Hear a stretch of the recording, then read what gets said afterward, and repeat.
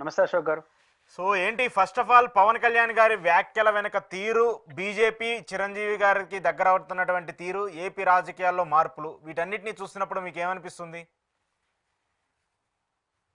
అంటే భారతీయ జనతా పార్టీ దేశంలో మూడోసారి అధికారంలోకి వచ్చింది. నాలుగోసారి కూడా అధికారం రావాలని కోరుకుంటుంది 29లో. ఒకవేళ జమిలీ వస్తే ముందే రావచ్చు. ఉమ్, సహజంగా ఉత్తరాది రాష్ట్రాల బలం మీదనే ఆ పార్టీ అధికారంలో ఉంది. ఉత్తరాది రాష్ట్రాలకు కొంత తేడా వచ్చినా కూడా మెజారిటీ పడిపోతా ఉంది. దానికి ఉమ్, బెస్ట్ ఎగ్జాంపుల్ 24. అవును. ఉత్తరప్రదేశ్, బీహార్, మహారాష్ట్ర లాంటి రాష్ట్ర బీజేపీ ఏకపక్షంగా గెలిచింది సెకండ్ టైం.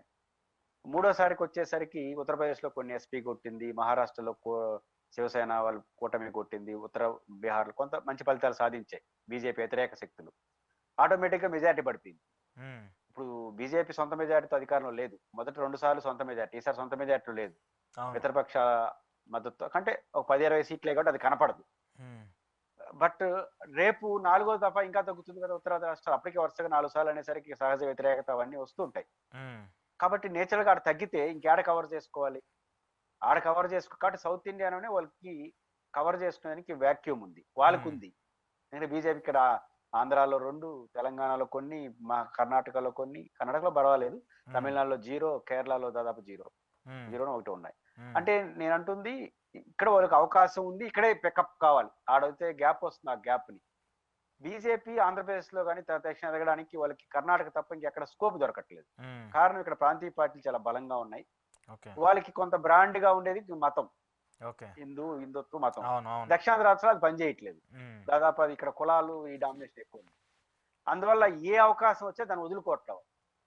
వాళ్ళు పోయింది ఏముంది, ప్రయోగం చేస్తారు, సక్సెస్ అయితే ఖాతాలో పడుతుంది, సక్సెస్ కాకపోతే మనం చేయగలిగింది ఏమి లేదు. ఉమ్, తమిళనాడులో ఏఐడిఎంకేలో వచ్చిన వ్యాక్యూమ్, జయలలిత గారు చనిపో, శశికళ గారు అరెస్ట్ కావడం, వీటితో దాన్ని వెనక నుంచి నడిపినారు. ఉమ్, దాని ఫలితం ఏమైంది? ఏఐడిఎంకే బీజేపీ పొత్తు పెట్టుకోవడం వల్ల వాళ్ళు ఓడిపోయినారు. నిజానికి పొత్తు పెట్టుకోవడం ఏఐడిఎంకే ఇంకా కొన్ని సీట్లు వచ్చిండేటి. అవును. బీజేపీతో పొత్తు తమిళనాడులో నష్టం అని మొన్న అర్థమైంది. ఉమ్, దాంతో ఇంకూరు పొత్తు కూడా రారు బీజేపీతో సంబంధాలు ఉంటాయి కానీ బహిరంగ పొత్తుకు రారు. ఓకే.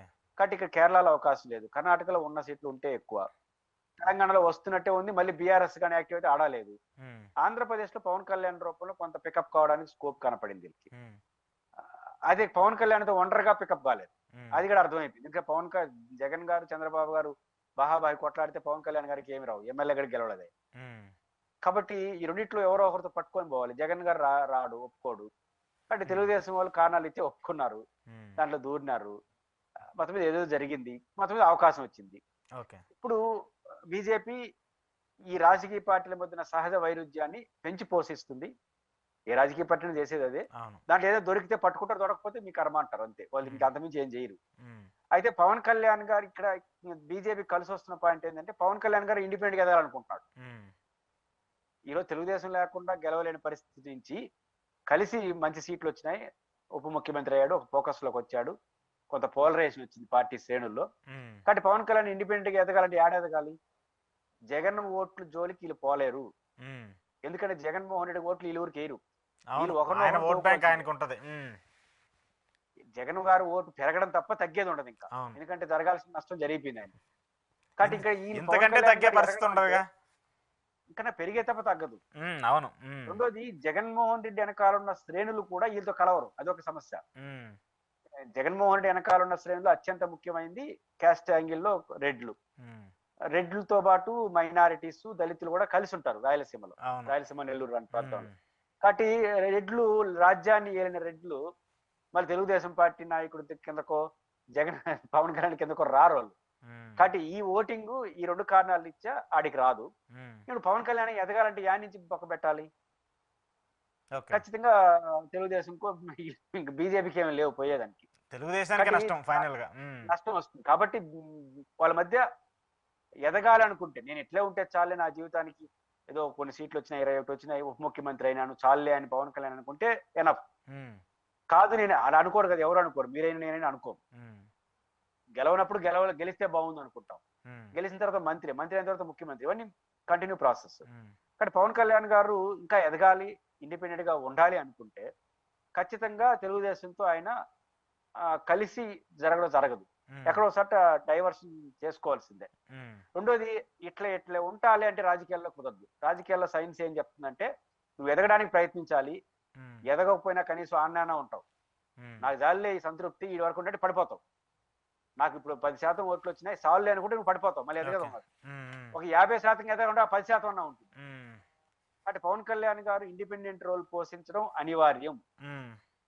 అయితే ఆయనకు వచ్చిన చిక్కు ఏంటంటే పార్టీలో ప్రభుత్వంలో ఉంటూ ఇండిపెండెంట్ పోతే పార్టీకి వాళ్ళకి సమస్య వస్తుంది. కాబట్టి ఈ సహజమైన వైరుధ్యాల కారణంగా వాళ్ళ మధ్య తేడాలు వస్తున్నాయి. ఏ తేడా వచ్చినా దాన్ని ఉపయోగించుకునే పని బీజేపీ చేస్తుంది. అది సహజమైన బీజేపీ రాజు. ఈ కారణాల రీత్యా కూటమిలో వైరుధ్యాలు వస్తాయి. భవిష్యత్తులో దాన్ని ఎట్ట ఎదుర్కొంటారనే దాన్ని బట్టి కాలం నిర్ణయిస్తుంది. కూటమిలో వైరుధ్యాలు వస్తున్నాయా లేదా అనేది 8 నెలల రాజకీయం చూస్తే మనకు అర్థమవుతుంది.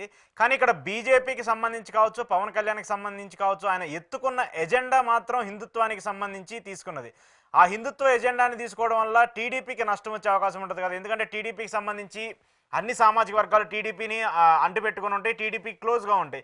కానీ పవన్ కళ్యాణ్ ఎత్తుకున్నటువంటి హిందుత్వం వల్ల టీడీపీ నష్టపోతుంది. బీజేపీ పవన్ కళ్యాణ్ ఆల్మోస్ట్ వాళ్ళిద్దరు సేఫ్ హ్యాండ్లోనే ఉంటారు. కానీ టీడీపీ కదా ప్రధానంగా ఇబ్బంది పడే అవకాశం ఉండేది. ఇక్కడ ఏం సమస్య వస్తుందంటే ఇప్పుడు బీజేపీ ఆంధ్రప్రదేశ్లో మతం పేరుతో రాజకీయాలు చేయడం ఏ పార్టీకి సాధ్యం కాదు. చేస్తున్నారు ఇప్పుడు ఆల్రెడీ హిందుత్వం మీద చేస్తుంది కదా బీజేపీ, అదే చేస్తుంది, పవన్ కళ్యాణ్ అదే చేస్తుంది. మీరు చెయ్యొచ్చు. ఇక్కడ వర్కౌట్ కావాలా? వర్కౌట్ అనేది ఇంపార్టెంట్. రాజకీయాలు ఎవరెవరో కానీ రాజకీయాలు వర్కౌట్ కావాలంటే సౌత్ ఇండియాలో క్యాస్ట్ రీజనల్ పార్టీస్ చాలా బలంగా ఉన్నాయి. ఈ నేపథ్యంలో సింగిల్ అజెండాతో రావడం కష్టము. పైపిచ్చు హిందూ మతం పేరుతో రాజకీయాలు చేయాలంటే మీరు ఫస్ట్ హిందూ మతాన్ని ఉద్ధరించాలి కదా. అవును. పాయింట్ ఏంటంటే ఇప్పుడు వాళ్ళు కొన్ని ప్రశ్నలు తలెత్తాయి. నేను కరెక్ట్ ఆర్ రాంగ్. ఇప్పుడు లడ్ల విషయంలో ఏమని ఆరోపించారు? జగన్మోహన్ రెడ్డి గారు కల్తీ చేశారని ఆరోపించారు. అవును. ఆరోపించేసి దాన్ని ఏం చేసినారు? రగడ చేశారు. బీజేపీ అనుకూలంలో మాట్లాడారు కదా. ఆయన ఇంటి దగ్గర ధర్నా చేసే వరకు పోయినారు. మరి ఈ రోజు తిరుమలలో జరిగిన తొక్కిసలాట్లో చనిపోయారు కదా. ఈ ఏ వైఖరి తీసుకున్నారు? ఎక్కడుంది? మన విజయవాడలో శంకారావు నుంచి చాలా అన్యాయం జరిపోతున్న గుడులు అవి అని మాట్లాడినారు. మరి వాళ్ళు ఎవరు నోరు మీద పట్ల తిరుమల ఘటన పైన నేను ఎవరిని సమర్థించమని చెప్పట్లేదు. మీరు సొంత లైన్ తీసుకోండి. అసలు మీ లైన్ ఎక్కడ? కాబట్టి ఏమవుతుంది రాష్ట్రంలో ఉన్న హిందువులందరికంటే వీళ్ళు నిజంగా హిందూ మతం కోసం చేస్తున్నారా లేదా రాజకీయంగా జగన్ తిట్టడం కోసం మాత్రమే హిందూ మతాన్ని వాడుతున్నారా అనేది అర్థమైపోతుంది. అక్కడ జగన్ సబ్జెక్ట్ వచ్చినప్పుడు ఎగిరెగిరి పడతారు. జగన్ సబ్జెక్ట్ లేకపోతే మాత్రం గప్చప్పుగా ఉంటారు. దీన్ని హిందూ సమాజం యాక్సెప్ట్ చేయదు. చేయకపోవడం వల్ల వీళ్ళు రాజకీయ కారణంతో జగన్ విమర్శిస్తున్నారు కాబట్టి వాళ్ళ వైపు రాజకీయంగా టర్న్ కాదు, ఇంకేం కొట్టరు తిట్టరు. కాబట్టి ఆంధ్రప్రదేశ్ లో బీజేపీ హిందూ మతాన్ని అజెండా ఎంచుకోవాలన్నా హిందూ మత అజెండాకు అనుగుణంగా పనిచేయాలి. కనీసం హిందువులు అందరూ మనోభావాలు మీరు రాజకీయ కోణంలో హిందూ మతాన్ని చూస్తున్నారా? దేశవ్యాప్తంగా కూడా రాజకీయ కోణం ఉండొచ్చు, కానీ కట్రోత్తుగా రాజకీయ కోణం నిలబడ్డారు. ఆంధ్రప్రదేశ్ జగన్ విమర్శించేటప్పుడు మాత్రం జగన్ సంతకం పెట్టాలన్నప్పుడు ఈ గొడవలు ఇవన్నీ చేస్తారు. జగన్ పార్టీ లేనప్పుడు ఎక్కడున్నారో తెలియదు. ఇంకెట్లా మిమ్మల్ని యాక్సెప్ట్ చేస్తారు? కాబట్టి ఇక్కడ హిందూ మతం పేరుతో రాజకీయాలు